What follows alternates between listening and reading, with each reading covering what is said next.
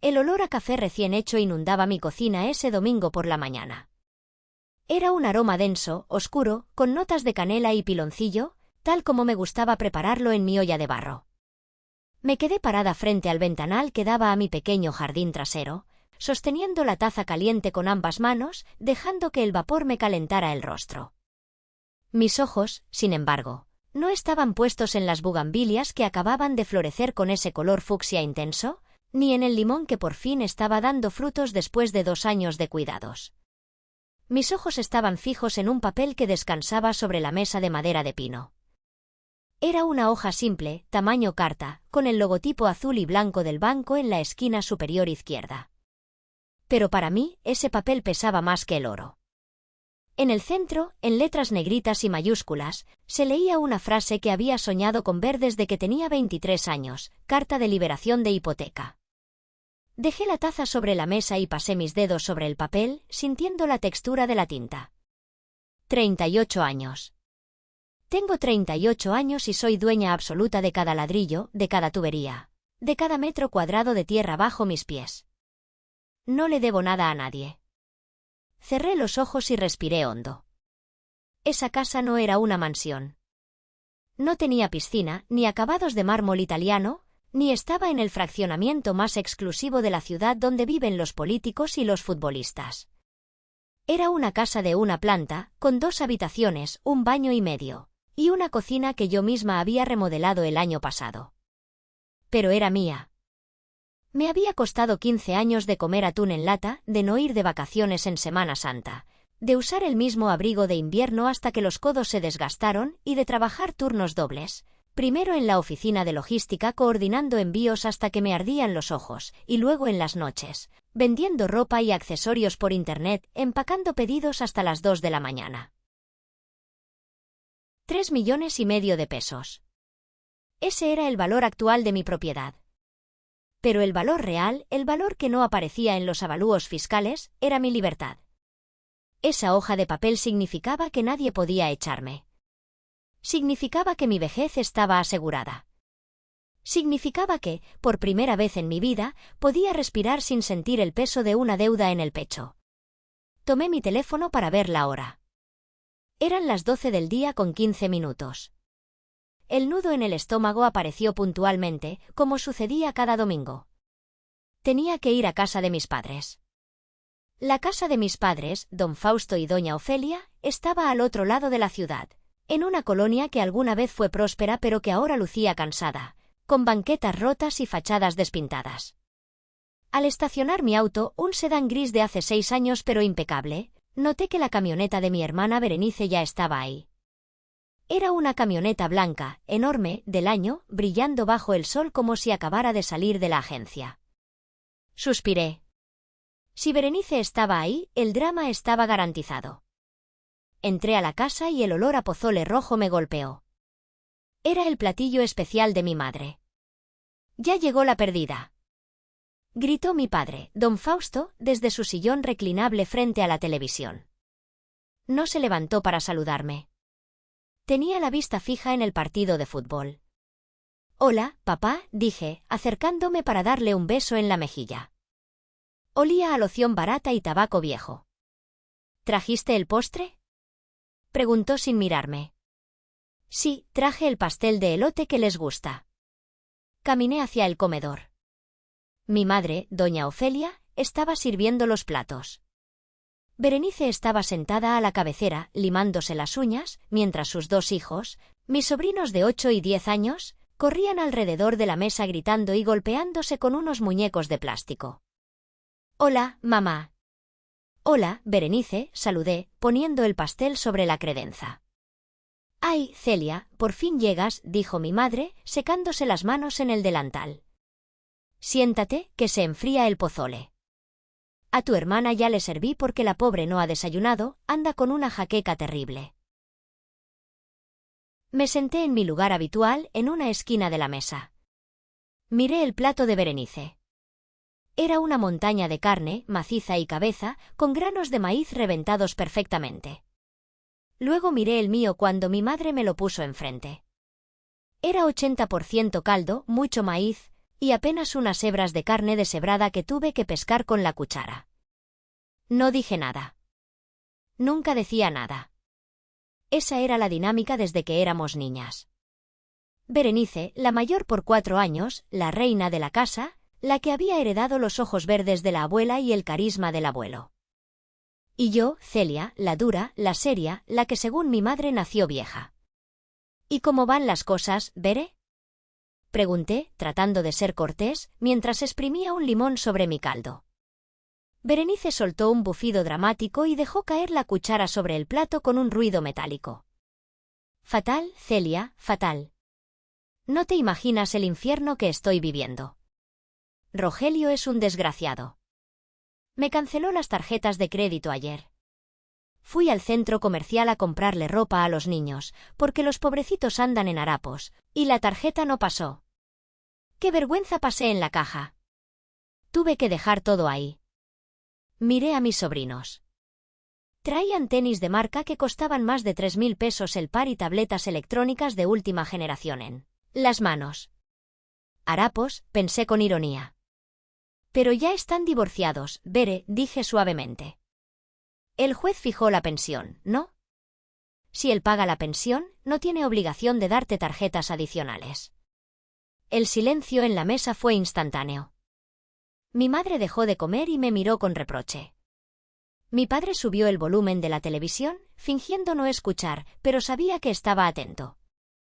Mira, hermanita, dijo Berenice, arrastrando las palabras con ese tono condescendiente que usaba siempre. Tú no entiendes de estas cosas porque estás sola. No sabes lo que cuesta mantener un estatus, una casa, una familia. Rogelio tiene dinero, mucho dinero. Es un tacaño que quiere verme sufrir. Y ahora me salió con que quiere vender la casa donde vivimos. Dice que es demasiado grande para mí y los niños. Quiere echarme a la calle. Es un animal. Intervino mi madre, golpeando la mesa. Pobre de mi niña. No te preocupes, mi reina, no vamos a dejar que ese infeliz te humille. Dios es grande y va a proveer. Sentí una punzada en el estómago. No era el pozole picante. Era un recuerdo. Una cicatriz que se abrió de golpe. De repente, ya no tenía 38 años. Tenía 18. Estaba parada en esa misma cocina, con un folleto de la universidad en la mano. Había sido aceptada en un programa intensivo de inglés que era vital para mi carrera. Costaba 5.000 pesos el semestre. No tenemos dinero, Celia, me había dicho mi padre, sin siquiera mirarme a los ojos. El negocio va mal. Tienes que entender. Ponte a trabajar de secretaria o algo, ayuda a la casa. Yo había llorado esa noche. Pero lo que me rompió no fue la negativa. Fue lo que pasó una semana después. Berenice cumplía 22 años. Mis padres le organizaron una fiesta en un salón jardín. Le contrataron un grupo versátil. Y el regalo fue un viaje a Cancún con sus amigas, todo pagado, que costó más de 25.000 pesos de aquella época. Es que tu hermana está deprimida porque terminó con el novio, me explicó mi madre cuando le reclamé. Necesita distraerse. Tú eres fuerte, tú aguantas. Ella es sensible. Volví al presente. Berenice me estaba mirando fijamente. Por cierto, Celia, dijo, cambiando su tono a uno falsamente dulce, supe que ya terminaste de pagar tu casita. Felicidades. El diminutivo me erizó la piel. Casita. Gracias, dije secamente. Debe ser lindo, continuó ella, tomando un sorbo de su refresco de dieta. No tener preocupaciones. Vivir solo para ti misma. Qué egoísta, digo, qué envidia, de la buena, claro. Yo aquí tronándome los dedos para que mis hijos no pierdan su techo, y tú allá, sola en esa casa con 2 recámaras vacías. Tengo una oficina en la segunda recámara, aclaré. ¿Una oficina?, repitió mi madre, negando con la cabeza. Ay, Celia, siempre tan obsesionada con el trabajo. Deberías buscarte un marido, tener hijos. Una casa sin niños es una casa triste. Yo soy muy feliz en mi casa, mamá. Y me costó mucho trabajo pagarla. Mi padre se levantó del sillón y caminó hacia la mesa. Se veía cansado, viejo, pero sus ojos tenían ese brillo autoritario de siempre. La familia es lo primero, Celia. Acuérdate de eso. Lo material va y viene. La sangre es lo único que queda. Tu hermana la está pasando mal. Lo sé, papá. Por eso le traje el pastel, dije, tratando de desviar el tema, sintiendo que el aire se volvía denso, irrespirable. Salí de ahí a las 4 de la tarde. Me despedí con besos rápidos y promesas vagas de llamar en la semana. Cuando subí a mi auto y cerré la puerta, el silencio fue un bálsamo.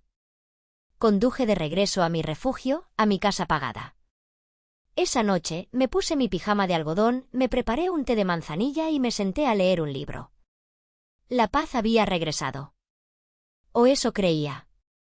A las 10 de la noche con 35 minutos, mi celular vibró sobre la mesa de centro. La pantalla se iluminó. Era un mensaje de WhatsApp. El remitente decía mamá. Abrí el mensaje. No era un saludo. No era una foto de un santo deseando buenas noches. Era un texto largo. Lo leí una vez. Parpadeé. Lo leí 2 veces. Sentí que la sangre se me iba a los talones y luego subía de golpe a mi cabeza, caliente como lava. El mensaje decía, Celia, hija. Tu padre y yo hemos estado pensando y rezando mucho después de que te fuiste. La situación de tu hermana Berenice es insostenible. Ese hombre la va a dejar en la calle y mis nietos no pueden sufrir así. Tú ya tienes tu vida resuelta, gracias a Dios. Tu casa ya está pagada y, seamos honestos, es demasiado grande para una sola persona que casi ni está ahí. Hemos decidido que lo correcto, lo cristiano, es que le pases la propiedad a tu hermana. No te pedimos que te vayas a la calle, claro que no.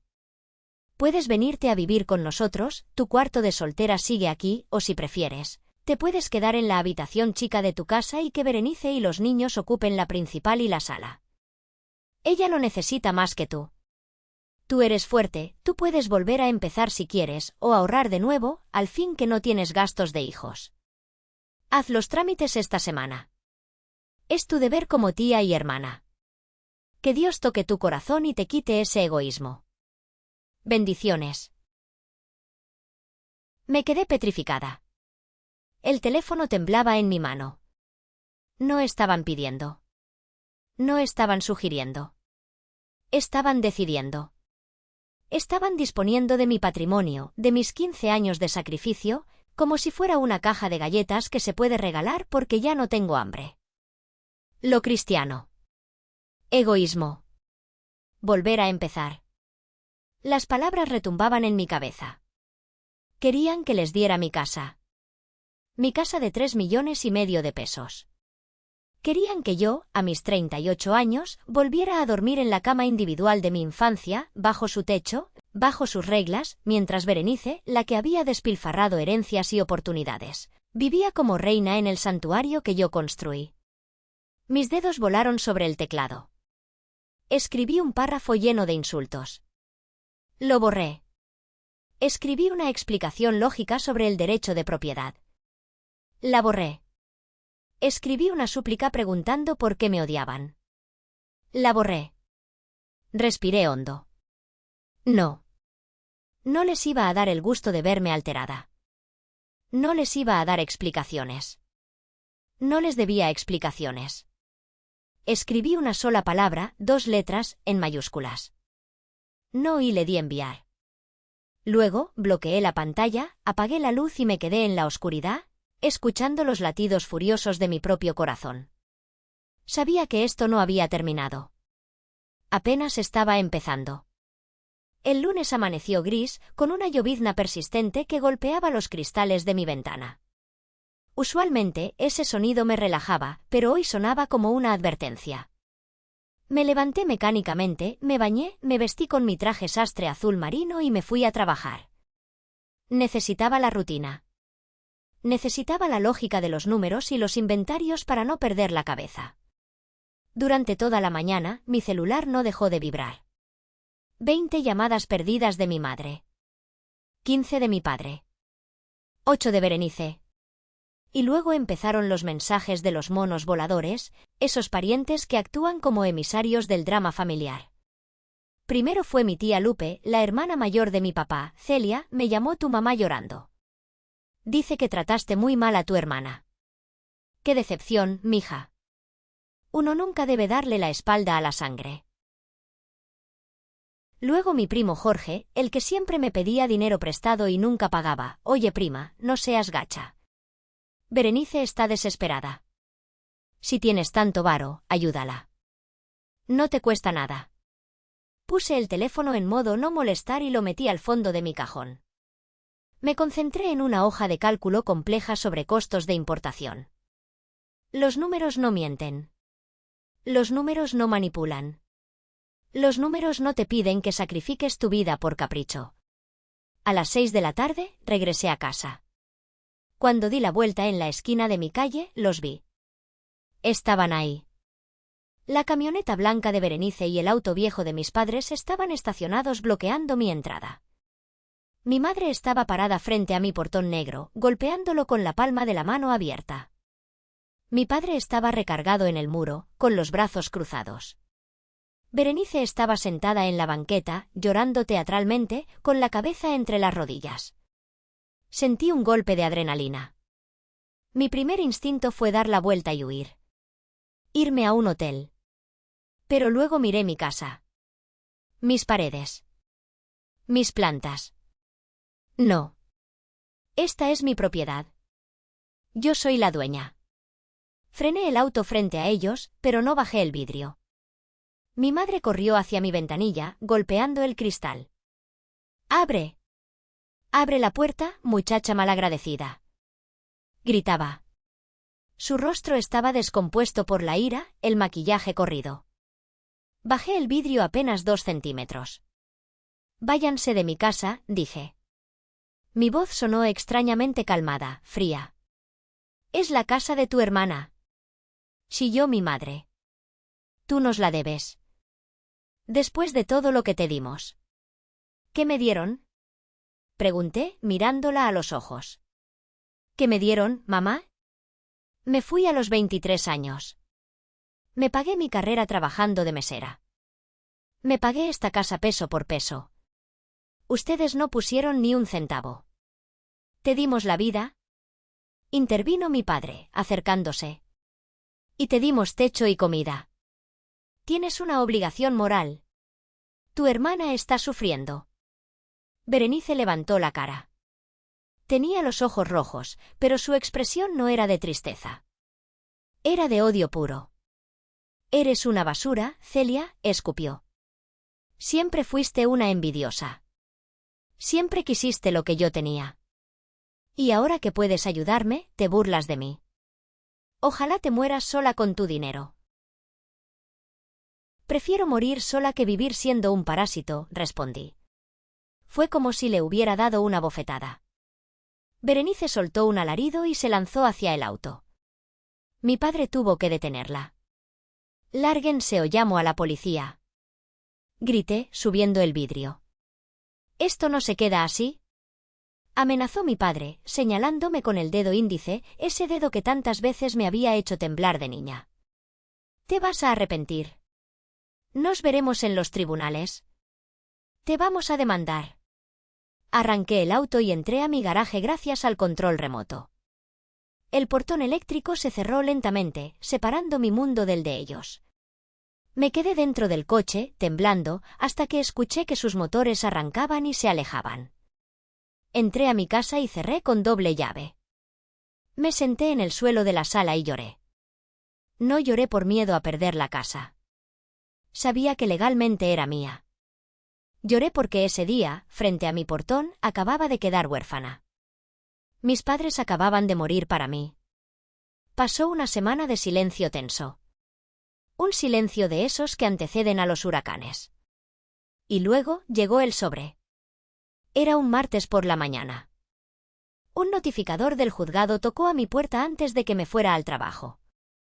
Me entregó un paquete de documentos legales. Me senté en la mesa de la cocina y leí. Mis manos estaban frías. Demanda ordinaria civil. Actor: Fausto Ramírez y Ofelia González. Demandado: Celia Ramírez González. Prestaciones: A. La revocación de la donación verbal de la cantidad de 200.000 pesos entregada en el año 2008. B. El pago de intereses moratorios generados durante 15 años. C. La declaración judicial de que el inmueble ubicado en calle Roble número 45 fue adquirido con recursos de los actores y se encuentra en un fideicomiso implícito a favor de Berenice Ramírez González. D. Pago de daños y perjuicios por enriquecimiento ilícito y daño moral. Tuve que leerlo 3 veces para entender la magnitud de la mentira. Mis padres, mi propia sangre, habían ido ante un juez y habían jurado falsamente. Alegaban que los 200.000 pesos que di de enganche para mi casa hace 15 años no eran míos, sino que ellos me los habían dado a guardar y que yo, abusando de su confianza, los usé para comprar la casa a mi nombre. Ahora reclamaban la casa completa como pago de esa supuesta deuda con intereses. Era una locura. Era perverso. Pero estaba en un papel oficial, con sellos del Poder Judicial. Necesitaba ayuda. Y sabía exactamente a quién acudir. Manejé hasta el otro lado de la ciudad, a una pequeña casa llena de gatos y libros antiguos. Ahí vivía mi tía Carmina, la hermana menor de mi madre.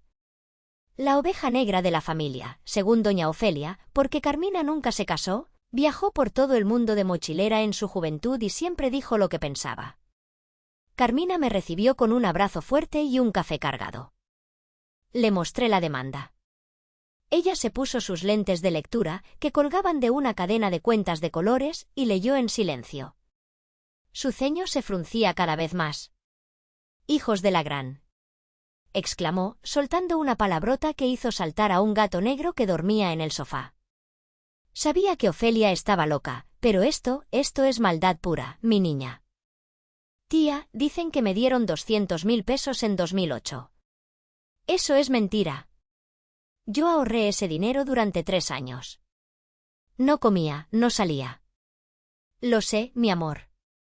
Yo te vi, dijo Carmina, quitándose los lentes. Y lo más importante, sé que ellos no tenían ese dinero. Carmina se levantó y caminó hacia un armario viejo de madera de cedro. Abrió las puertas y sacó una caja de zapatos abollada. Tu madre siempre se ha burlado de mí porque guardo todo. Dice que tengo mal de Diógenes. Pero el que guarda, siempre tiene, dijo, guiñándome un ojo. Puso la caja sobre la mesa y empezó a sacar papeles amarillentos. Cartas, recibos, notas. Mira esto, dijo, extendiéndome una hoja de papel de cuaderno.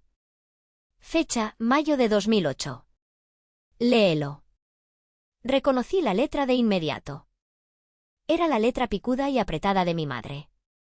Querida hermana Carmina. Te ruego, por el amor de Dios, que nos prestes 5.000 pesos. Estamos desesperados. El banco nos quitó el coche de Fausto ayer porque no pudimos pagar las letras.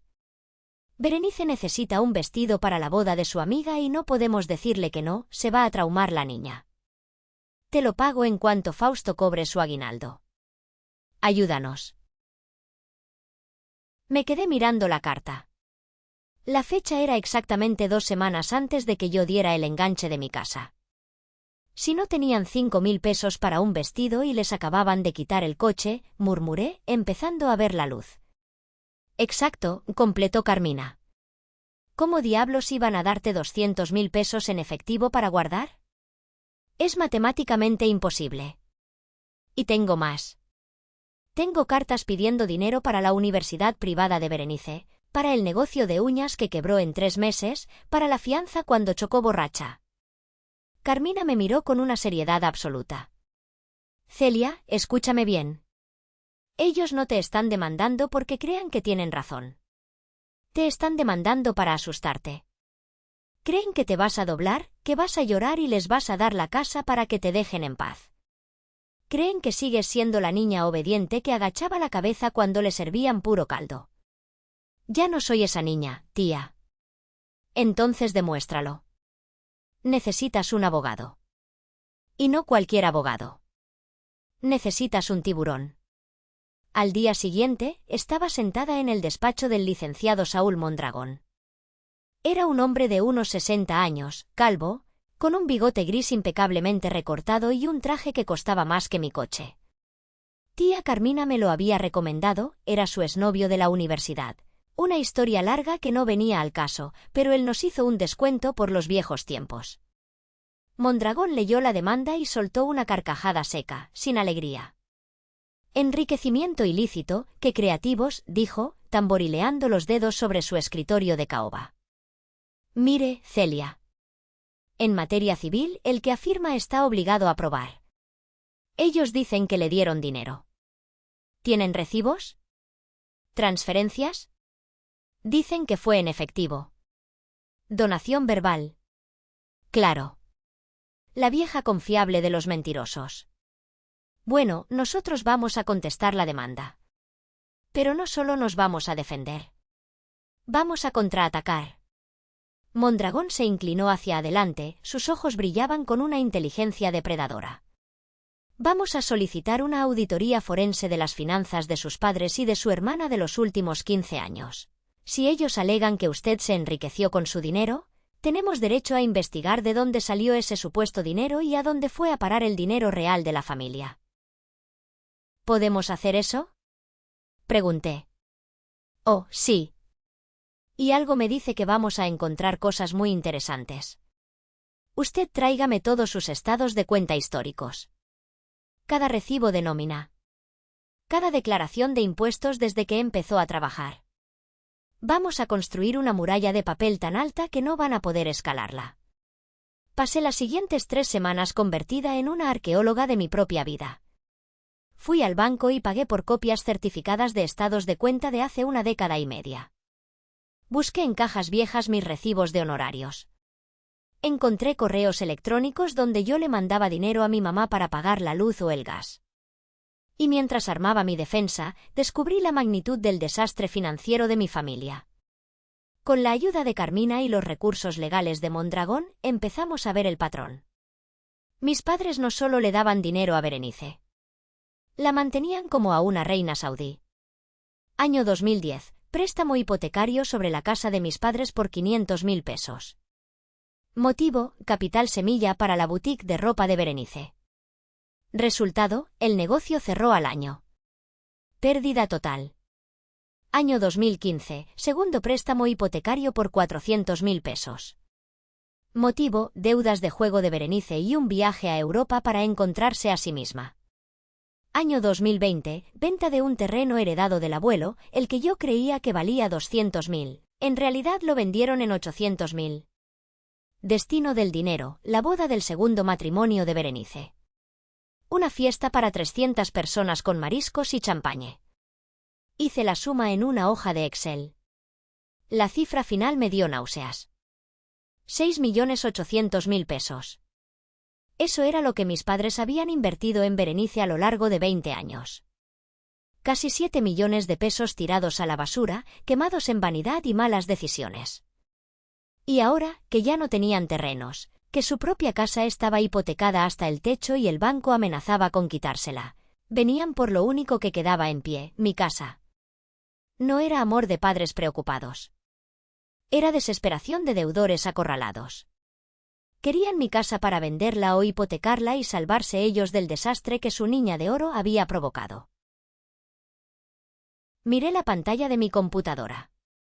Sentí una mezcla de dolor y furia fría. Ya no eran mis padres. Eran vampiros. Y yo tenía la estaca en la mano. El día de la audiencia preliminar llegó. Me puse mi mejor traje, me recogí el pelo y me maquillé para parecer de acero. Cuando entré a la sala de juicios orales, vi a Berenice. Llevaba un vestido gris, viejo y deslavado, y no traía maquillaje. Estaba actuando el papel de madre sufrida. Mis padres estaban a su lado, rezando el rosario. Mondragón me tomó del brazo. Cabeza alta, Celia. Hoy no eres la hija. Hoy eres la dueña. Entramos. El juez golpeó el mazo. La guerra había comenzado.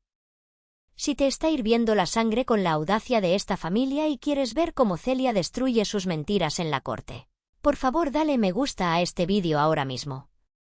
Suscríbete al canal para no perderte más historias de justicia, y déjame un comentario abajo diciendo desde qué ciudad o país nos estás escuchando. Cada comentario nos ayuda muchísimo. Ahora sí, prepárate para el juicio. La sala de audiencia solía hacer a parapisos y a tensión acumulada. El aire acondicionado zumbaba suavemente, pero no lograba enfriar el calor que sentía en la nuca. Me senté junto al licenciado Mondragón en la mesa de la defensa. Mis manos estaban entrelazadas sobre mi regazo, apretando los nudillos hasta que se pusieron blancos. Al otro lado del pasillo central estaban ellos. Mis padres y Berenice. El abogado de ellos era un hombre joven, nervioso, con un traje que le quedaba un poco grande. Se notaba que era un abogado de oficio o alguien muy barato. Mondragón se inclinó hacia mí y susurró con una sonrisa depredadora: «Tranquila, Celia. Ese muchacho no sabe que está a punto de meterse en una trituradora de carne». La jueza entró. Era una mujer de unos 50 años, con lentes de armazón grueso y una mirada que podía congelar el infierno. Jueza Elena Villalobos. Tenía fama de detestar las pérdidas de tiempo. «Se abre la audiencia», dijo con voz monótona.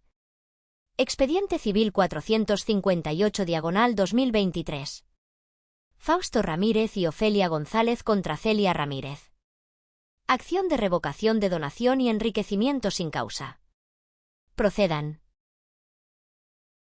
El abogado de mis padres se levantó. Le temblaban las manos al sostener sus notas. «Su señoría», empezó, con voz chillona. «Mis clientes, dos ancianos honorables y trabajadores, fueron víctimas de su propia generosidad. En mayo del año 2008, entregaron la suma de 200.000 pesos en efectivo a su hija menor, la demandada, con el fin de que ella guardara ese dinero para el futuro de la familia. Sin embargo, la demandada usó ese dinero para dar el enganche de una propiedad a su nombre, traicionando la confianza depositada en ella.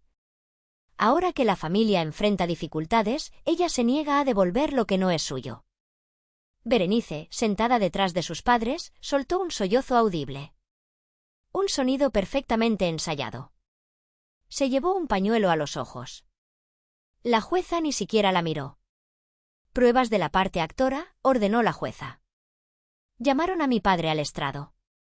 Don Fausto caminó con paso lento, apoyándose en un bastón que yo nunca le había visto usar antes. Se sentó y juró decir la verdad. «Señor Ramírez», preguntó su abogado, «¿puede describir cómo le entregó el dinero a su hija?» «Sí», dijo mi padre, con voz temblorosa. «Fue en la cocina de nuestra casa. Yo tenía mis ahorros de toda la vida guardados bajo el colchón porque no confío en los bancos. Eran billetes de 500 y de 1.000 pesos. Se los di en una bolsa de papel de panadería. Le dije: «Celia, mija, guárdame esto. Es para cuando tu hermana o nosotros lo necesitemos». Ella me prometió que sí. «¿Y por qué no firmaron un documento?» «Porque es mi hija», dijo mi padre, mirando al suelo. En mi tiempo, la palabra de un hijo valía más que una firma. No pensé que me fuera a robar. Berenice volvió a sollozar, más fuerte esta vez. «Su testigo», dijo el abogado joven, sintiéndose victorioso. Mondragón se levantó despacio, abotonándose el saco. Caminó hacia el estrado como un tigre acechando a una gacela vieja. «Señor Ramírez», dijo Mondragón con voz suave, casi amable.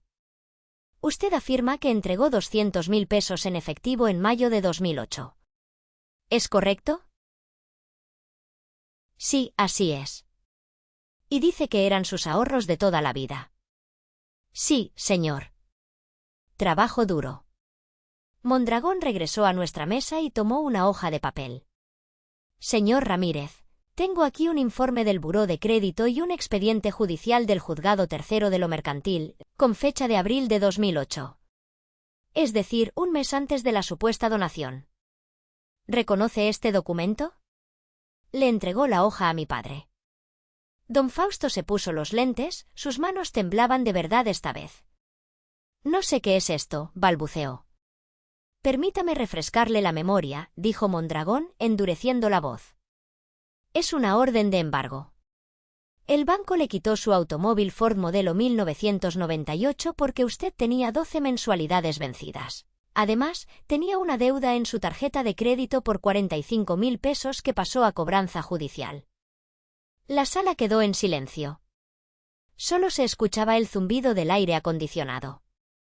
Mi pregunta es simple, señor Ramírez, continuó Mondragón, acercándose. Si usted tenía 200.000 pesos en efectivo bajo el colchón en mayo, ¿por qué permitió que el banco le embargara su único medio de transporte en abril por una deuda mucho menor? ¿Por qué no pagó la tarjeta de crédito? Mi padre abrió la boca, pero no salió nada. Miró a su abogado, luego a mi madre. Doña Ofelia estaba pálida, apretando su rosario. Es que ese dinero era sagrado, improvisó mi padre, sudando. No quería tocarlo. ¿Sagrado? Mondragón arqueó una ceja. ¿Más sagrado que su solvencia? ¿Más sagrado que evitar la vergüenza de un embargo público frente a sus vecinos? Sí, gritó mi padre. ¿Era para mis hijas? No más preguntas, dijo Mondragón, dándole la espalda. Luego llamaron a Berenice. Ella subió al estrado con la barbilla en alto, aunque sus ojos seguían llorosos. Su testimonio fue una mezcla de victimismo y veneno. Celia siempre me tuvo envidia, dijo Berenice, mirando hacia mí con desprecio. Desde niñas. Ella no soporta que yo sea feliz, que tenga hijos. Ella aprovechó que mis papás estaban viejos para confundirlos y quedarse con el dinero. Esa casa debería ser para mis hijos, no para una mujer que vive sola con gatos. Mondragón se levantó para el contrainterrogatorio. No fue amable esta vez. Señora Berenice, usted afirma que su hermana se enriqueció ilícitamente. Hablemos de sus finanzas. En el año 2010, sus padres hipotecaron su casa por primera vez. ¿Recuerda para qué? No. No recuerdo, dijo ella, esquivando la mirada. Para abrir una boutique de ropa importada llamada Berenice Fashion. ¿Cuánto duró ese negocio? La economía estaba mal, se defendió ella. No fue mi culpa. Duró 8 meses. Se perdieron 500.000 pesos. En 2015 hubo una segunda hipoteca. 400.000 pesos. ¿Para qué fueron? Tuve problemas personales. ¿Problemas personales? Mondragón sacó una foto impresa en alta resolución. Aquí tengo una publicación de su Facebook de esas fechas. Usted en la Torre Eiffel, en París. El pie de foto dice, merezco abundancia. Viaje de sanación. ¿Sus padres pagaron su viaje de sanación con una segunda hipoteca? Yo estaba deprimida. Sí, yo, Berenice. Usted no tiene derecho. Tengo todo el derecho, señora. Porque usted está acusando a mi clienta de robar, cuando la evidencia sugiere que la única persona que ha drenado las cuentas de sus padres es usted. El abogado de ellos objetó débilmente, pero la jueza lo calló con un gesto de mano. Finalmente, llegó mi turno. Subí al estrado. No estaba nerviosa. Estaba furiosa, pero era una furia fría, calculada. Mondragón me guió a través de mi historia laboral. Presentamos mis recibos de nómina desde el año 2005. Presentamos mis estados de cuenta bancarios donde se veía, mes con mes, el crecimiento de mis ahorros. Cada peso tenía nombre y apellido. Cada peso tenía una fecha y un origen legítimo. Señorita Celia, dijo Mondragón, señalando una carpeta gruesa sobre la mesa, ¿qué es este documento que usted preparó? Es un análisis de flujo de efectivo familiar de los últimos 20 años, respondí con voz clara.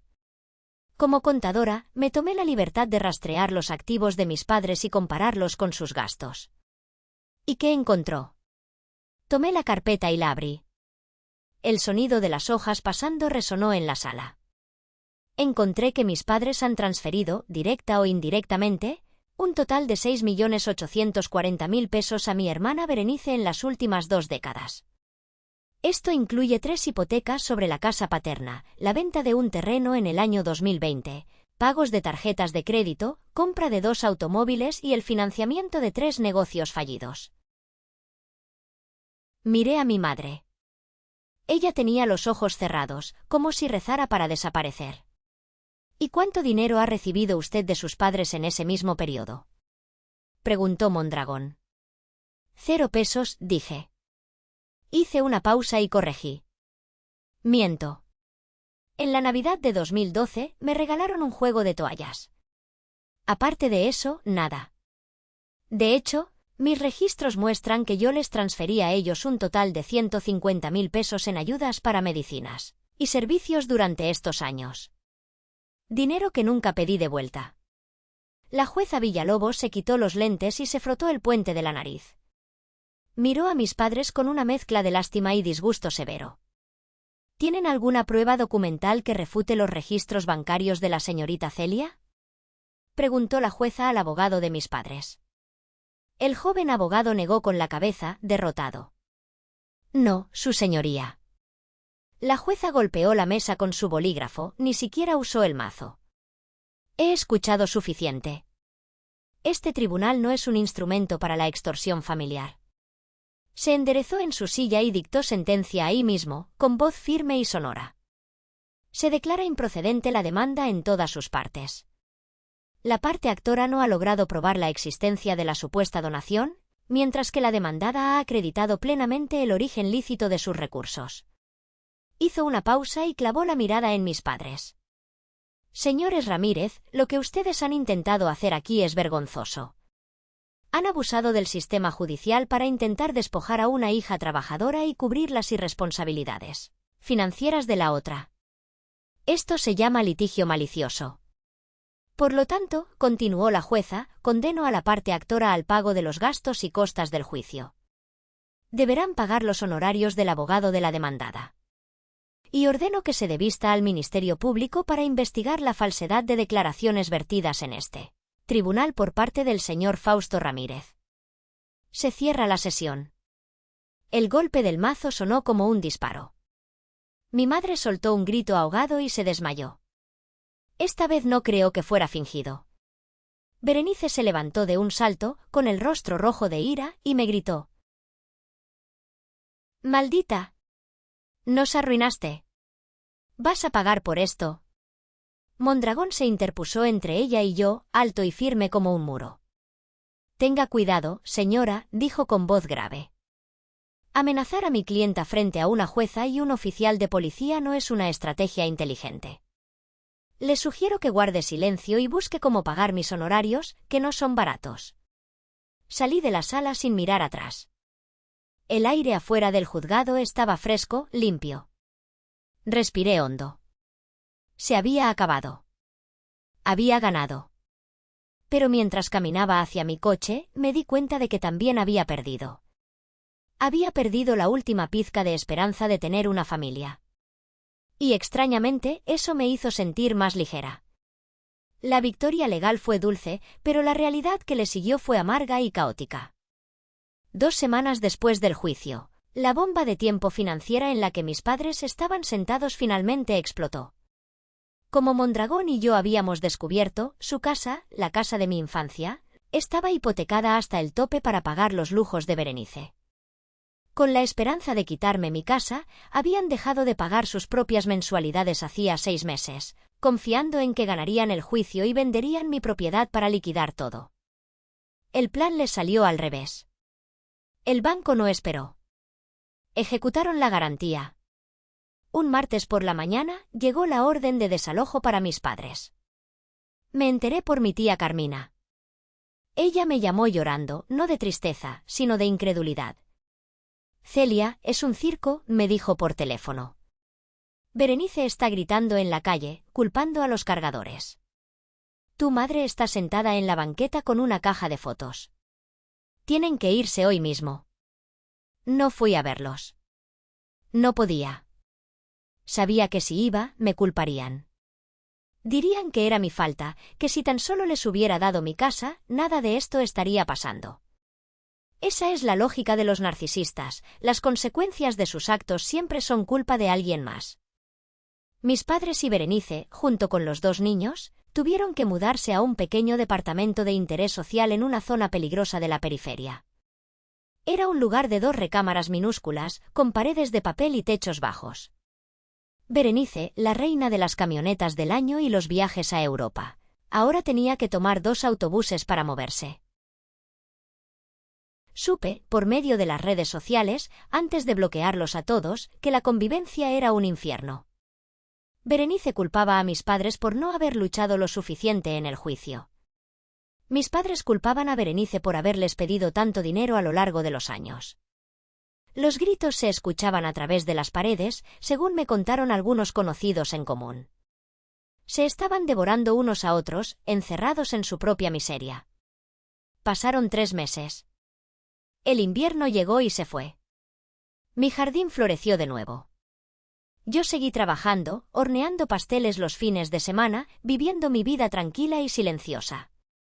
Pagué los honorarios de Mondragón con mis ahorros, aunque tenía el derecho de cobrárselos a mis padres, sabía que no tenían ni un centavo y no iba a gastar más energía tratando de sacar agua de las piedras.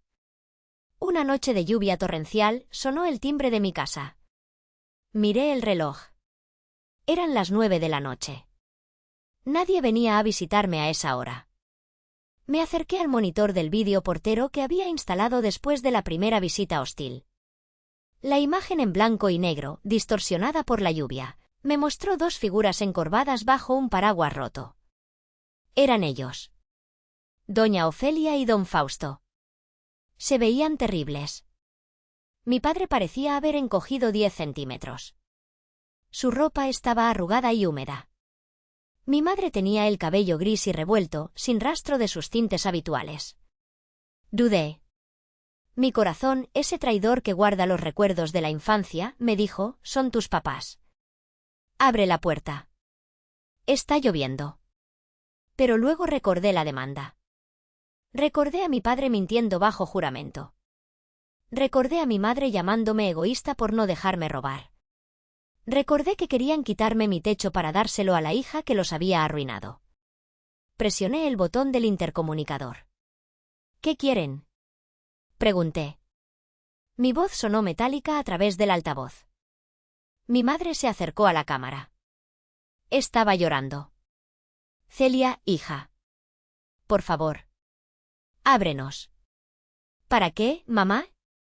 Berenice se fue, dijo mi madre, su voz quebrándose. Se fue con un hombre que conoció en Internet. Nos dejó a los niños. Se largó y nos dejó con la renta sin pagar. Nos van a echar mañana. No tenemos a dónde ir. Tu papá está tosiendo mucho. No tenemos dinero para medicinas. Hubo un silencio. Solo se escuchaba la lluvia golpeando contra el micrófono. Por favor, Celia, continuó mi padre, con voz ronca. Perdónanos. Nos equivocamos. Eres nuestra hija. Tienes espacio aquí. Solo un cuarto. Solo hasta que nos levantemos. Por piedad de Dios. Cerré los ojos. Imaginé la escena si abría la puerta. Entrarían. Ocuparían un cuarto. Luego traerían a los nietos. Luego Berenice regresaría llorando y la meterían también. En un mes, yo sería la intrusa en mi propia casa. Volvería a ser la sirvienta, la proveedora, la que come caldo mientras ellos comen carne. La toxicidad no se cura con lástima. No, dije. ¿Qué?, preguntó mi madre, incrédula. ¿Vas a dejar a tus padres en la calle bajo la lluvia? Soy tu madre. Ustedes dejaron de ser mis padres el día que me demandaron para quitarme mi hogar, respondí, sintiendo como las lágrimas rodaban por mis mejillas, calientes y dolorosas. Ustedes eligieron a Berenice. Apostaron todo por ella. Perdieron. Yo no soy su plan de respaldo. Yo no soy su red de seguridad. ¡Maldita!, gritó mi madre, mostrando su verdadero rostro una última vez. Te vas a ir al infierno. Quizás, dije suavemente. Pero al menos tendré mi propia casa en el infierno. Metí la mano en mi bolsa que estaba sobre la credenza de la entrada. Saqué el celular y abrí la aplicación del banco. Hice una transferencia a la cuenta de mi tía Carmina. Acabo de enviarle 5.000 pesos a la tía Carmina, dije por el intercomunicador. Es para que paguen un hostal o un mes de renta donde están. Y les voy a pagar un año de seguro médico básico para papá. Pero esa es la última vez. Si vuelven a pisar mi banqueta, llamaré a la policía por acoso. Tienen 5 minutos para irse. Apagué el monitor. Me quedé parada en el pasillo, escuchando cómo mi madre golpeaba el portón una vez, 2 veces, y luego gritaba insultos que se perdían en la tormenta. Finalmente, escuché sus pasos arrastrándose, alejándose bajo la lluvia. Me fui a la cocina. Me serví una taza de té. Mis manos temblaban, pero mi alma estaba quieta. Miré a mi alrededor. Mis paredes limpias. Mis muebles pagados. Mi silencio. Había perdido a mi familia, sí. Pero me había salvado a mí misma. Y en ese momento, supe que ese era el precio de la libertad. Un precio alto, doloroso, pero justo. Hoy, 6 meses después de esa noche, mi vida es tranquila. Tía Carmina viene a cenar los viernes. He adoptado un perro, un mestizo que encontré en la calle y al que llamé Suerte. Mi negocio de pasteles está creciendo. No sé qué fue de mis padres. Tía Carmina dice que viven en un cuarto de azotea, cuidando a los nietos mientras Berenice aparece y desaparece. A veces me duele. A veces, cuando es Navidad o cumpleaños, siento el vacío. Pero luego recuerdo el juzgado. Recuerdo la mentira. Y el vacío se llena con gratitud. Aprendí que el karma no es una venganza mágica del universo. El karma son simplemente las consecuencias de tus propias decisiones acumuladas a lo largo del tiempo. Ellos sembraron favoritismo y cosecharon abandono. Yo sembré esfuerzo y coseché paz. A veces me pregunto si fui demasiado dura. Si debí abrir esa puerta. Pero luego miro mi certificado de libertad de hipoteca y sé la respuesta. No se puede salvar a quien te quiere ahogar para flotar él. ¿Y tú, qué hubieras hecho? ¿Hubieras abierto la puerta a unos padres que intentaron robarte todo lo que tenías solo porque estaban viejos y enfermos? ¿O crees que hice lo correcto al proteger mi paz y cerrar ese ciclo de abuso para siempre? Déjame tu opinión en los comentarios. Quiero leerte. Gracias por escuchar mi historia. Si te gustó, por favor dale like, suscríbete y comparte. Hasta la próxima.